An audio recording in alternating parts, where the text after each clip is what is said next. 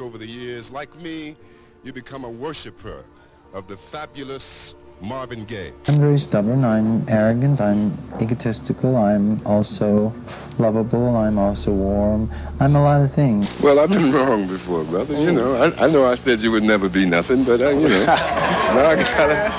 now I gotta eat my words. I said the same thing about you, and I was true. Everybody went crazy, and he came up to me to do a little interview while I was standing there. He says, "Yeah, well, I don't know why everybody is making so much of a fuss about this thing called rap." But before his death, Don Cornelius named the 8 guests he hated the most. Marvin Gaye's tense relationship with both Cornelius and Berry Gordy created explosive tension behind the scenes. People should tamper with an artist's work. In music, they feel, disc jockeys and music people feel awfully free with editing and splicing and changing things about, and it drives me crazy. In fact, it's the reason why I left Motown and why I asked Berry Gordy to release me. Rick James brought explosive confrontations that made for unforgettable television.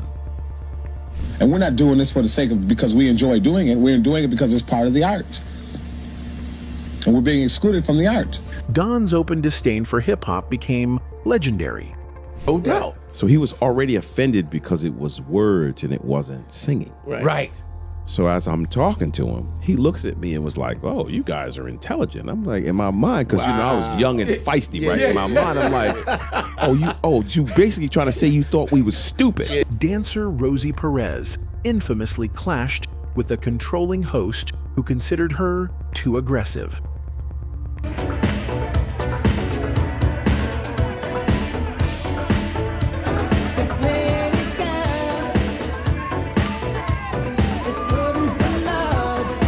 Here are the people who tested Don Cornelius's control and left their mark on Soul Train's explosive legacy.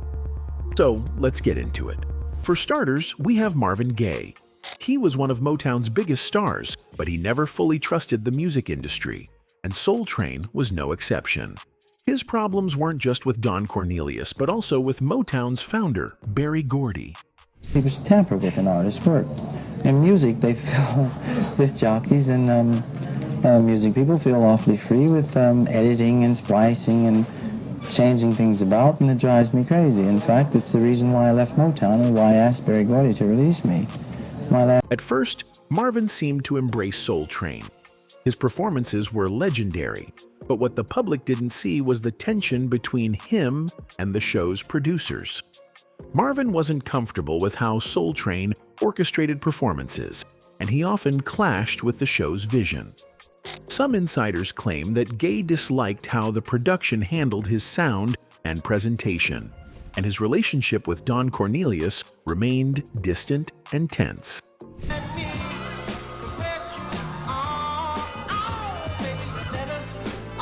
Then there was the Berry Gordy situation.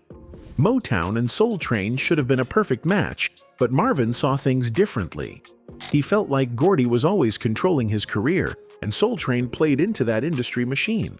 Look upon the Motown days as the good old days. No. Now, if Marvin Gaye's feud was subtle, Rick James's was the complete opposite. Their beef was loud, messy, and impossible to ignore. You could see it in their interviews. Don always gave off an air of barely contained frustration whenever Rick was in the building. And we're not doing this for the sake of because we enjoy doing it. We're doing it because it's part of the art. And we're being excluded from the art. When Rick James first appeared on Soul Train, audiences were electrified, but completely unprepared for the drama that followed. From the opening moments, Don Cornelius delivered cutting remarks, subtly attacking Rick's flamboyant appearance and excessive theatrical presence. The atmosphere grew charged as Don's composed demeanor directly opposed Rick's brash, confrontational attitude. However, Rick refused passive acceptance of such treatment. He responded with his characteristic sharp humor, entertaining viewers while momentarily unsettling Don. I'm happy for you. Yes, Don. Couldn't happen to a better person. Hey, well, that's what I said last time I was on your show, and you disagreed with me. Well, I've been wrong before, brother. You know, I know I said you would never be nothing, but At first, fans just figured it was two big personalities putting on a show, and for a while, that's exactly how it played out. Rick would roll in, bring the funk, and trade playful shots with Don. But behind the scenes? Yeah, things weren't nearly as cool as they looked on camera. It's as successful for you. So save your money, because you will be seeing us in the motion picture. Sources claim that Cornelius hated Rick's rebellious, unapologetic energy, considering it disrespectful to the classy, polished image he wanted for Soul Train. Rick, on the other hand, he didn't give a damn. He called Don a control freak who wanted to act like a gatekeeper of black music, and things only escalated from there. If Kurtis Blow represented the individual cost of Don's hip-hop hatred, the Sugarhill Gang's experience revealed how systematic his prejudice against the entire genre really was. Their historic appearance as the first rap group on Soul Train should have been a celebration of musical innovation, but instead became a tense confrontation between old guard gatekeepers and new school revolutionaries. The Sugarhill Gang had achieved something unprecedented with Rapper's Delight in 1979. They had introduced mainstream America to hip-hop culture while achieving genuine commercial success. The record's popularity forced television producers across the country to acknowledge that rap wasn't just a passing fad, but a legitimate musical movement demanding representation. For Cornelius, this presented an impossible dilemma. Commercial pressure was forcing him to feature music he personally despised on a show he had built around sophisticated R&B and soul. His entire brand was based on presenting black music at its most polished and respectable, making rap's raw energy and street aesthetic completely incompatible with Soul Train's carefully cultivated image. When Master G sat down for his interview with Don, he quickly realized the host's mind was already made up about hip-hop before they even spoke. That's right. We were the first to do it. Oh my God, this is amazing. We were the first to do it. So, so he's interviewing me, right? Okay. And like you said, I know how to speak the English language. No doubt. So he was already offended because it was words and it wasn't. Cornelius's hostility toward hip-hop was immediate and visceral. The very concept of words instead of singing violated his understanding of what belonged on Soul Train. This wasn't just aesthetic preference. It reflected deeper concerns about respectability politics that had shaped Cornelius's entire approach to black entertainment. He had spent a decade proving that black music could be sophisticated enough for mainstream consumption, and hip-hop's emergence threatened to undo that progress by confirming negative stereotypes about black culture. But Master G was ready to confront Don's condescending attitude head-on.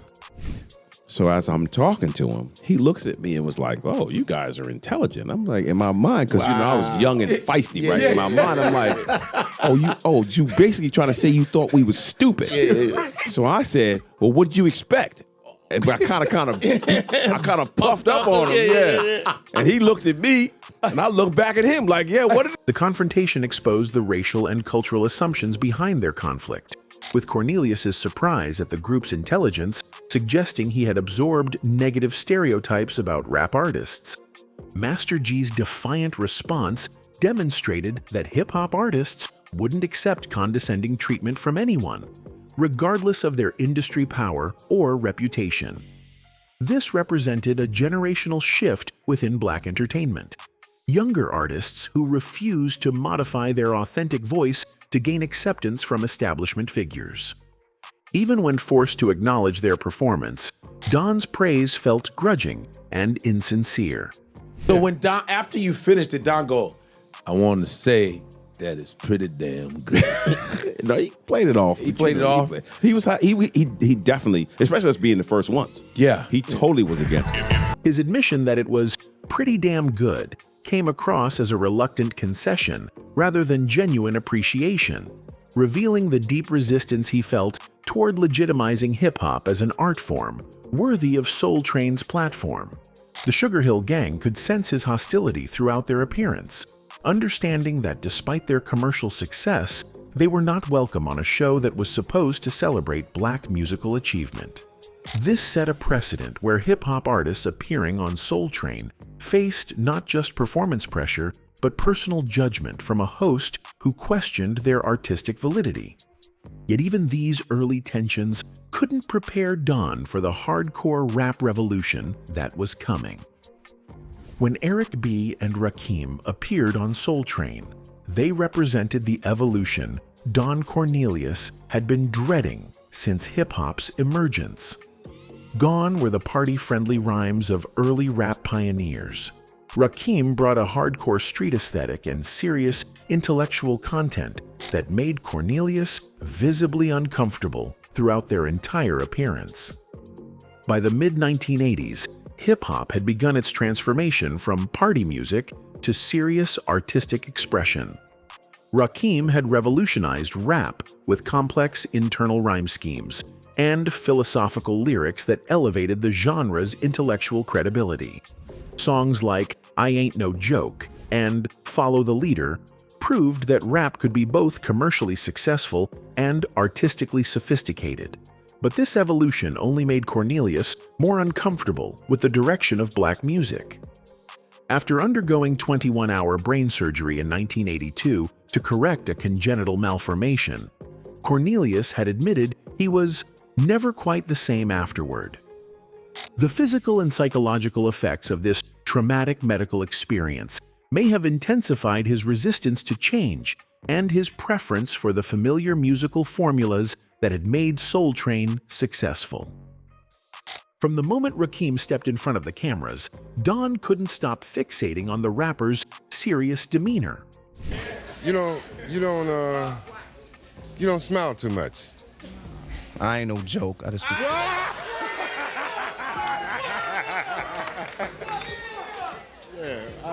Yeah, I gathered that. You know. No, I'm over here. See, Eric smiles. A little bit. What's the matter with your brother here, man? He don't like to smile. You know, he even through his whole song, man. He just don't even. Cornelius's fixation on Rakim's lack of smiling revealed his deep discomfort with hip-hop's increasingly serious tone, as he had always preferred entertainers who projected joy and positivity. Rakim's stern expression and intense presence suggested that rap was moving away from party music toward more confrontational territory. His refusal to smile for the cameras represented a rejection of the entertainment industry's demand that black performers make white audiences comfortable through displays of happiness and gratitude. When Rakim explained his artistic philosophy, it directly challenged everything Don thought he knew about positive black representation. This our image is a strong positive image. Mm-hmm. That's Eric B. and Rakim. I understand that. I'm not going to disagree with that at all. I may give you a little smile, but Rakim won't give you none at all. I don't like the way Rakim is looking at me, though, brother. While Cornelius associated positivity with smiling and entertainment, Rakim viewed strength and dignity as equally important values for young black audiences. Cornelius's joke about not liking the way Rakim was looking at him revealed genuine anxiety about the rapper's intense presence. Even his attempt at humor couldn't disguise his discomfort with hardcore hip-hop's unapologetic masculine energy and refusal to defer to traditional entertainment hierarchies. This confrontation reflected Cornelius's inability to understand hip-hop's maturation from party music to serious artistic expression. Early rap had emphasized fun and celebration, but artists like Rakim were demanding respect for their intellectual content and refusing to smile for mainstream acceptance. When Rakim articulated his vision near the end of the interview, he demonstrated exactly why Cornelius found him so threatening. What you feel is the thing that makes Eric B. and Rakim so popular? Everything. It's like a combination of both. It's like music and vocals. It's like everything we do has a positive image. It's like our record, I Know You Got Soul. It's like a line that says, if you didn't have soul, you wouldn't. This wasn't a mindless entertainer who could be easily dismissed. This was a thoughtful artist who understood Soul Train's cultural significance while refusing to compromise his authentic expression for television acceptability.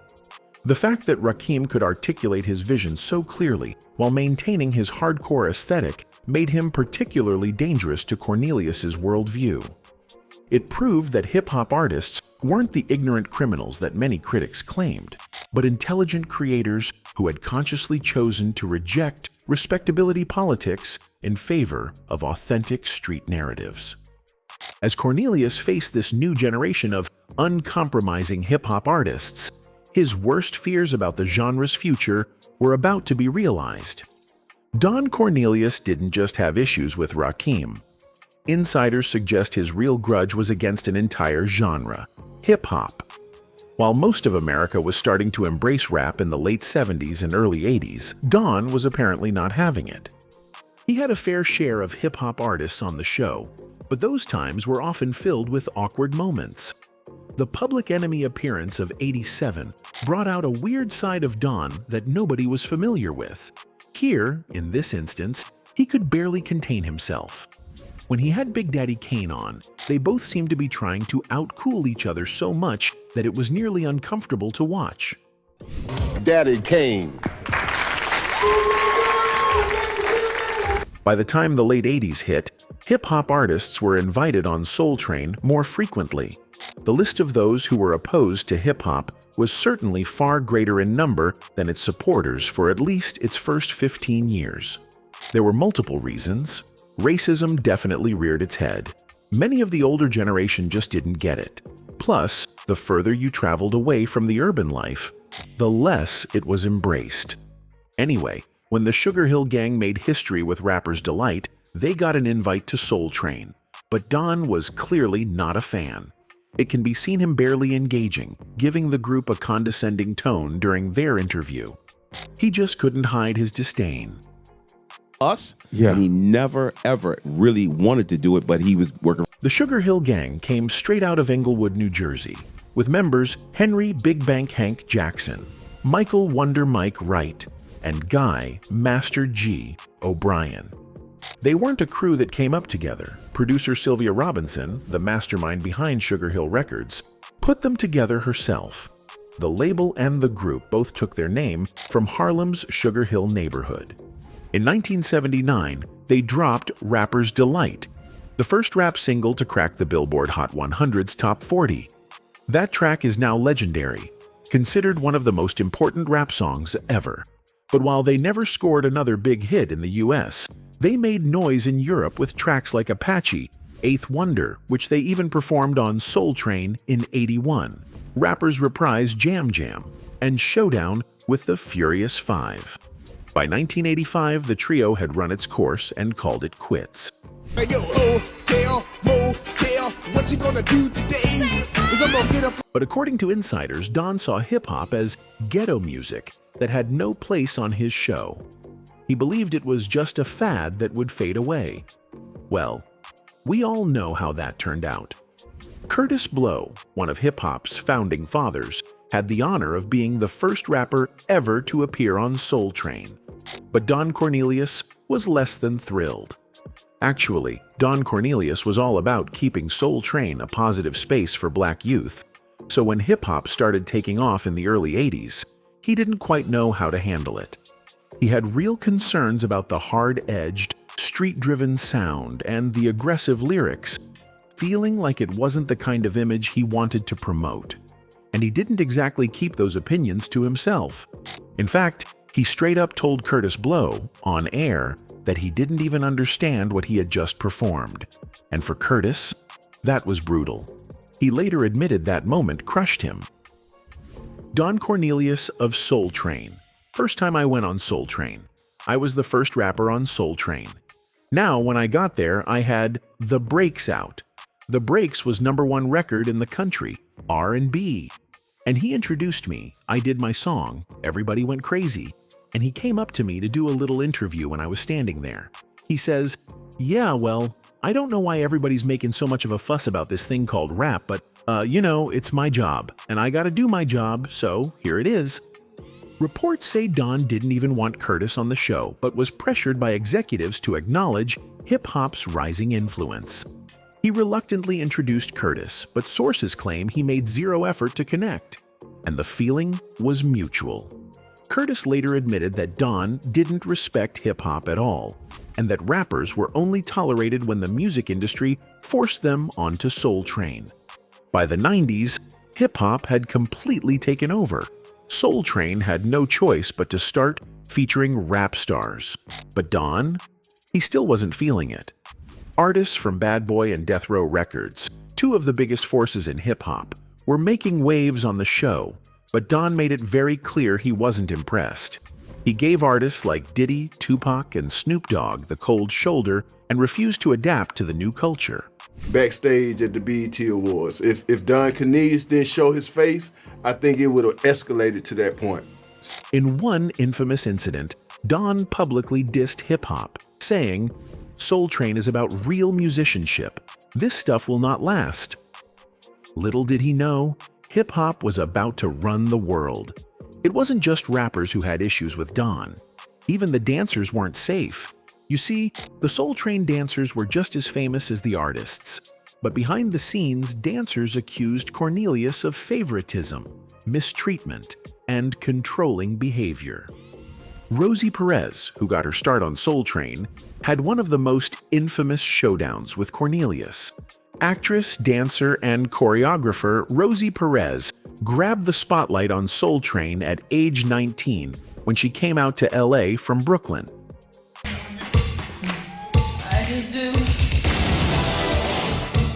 Rosie was viewed as being aggressive and sexy, like a machine gun.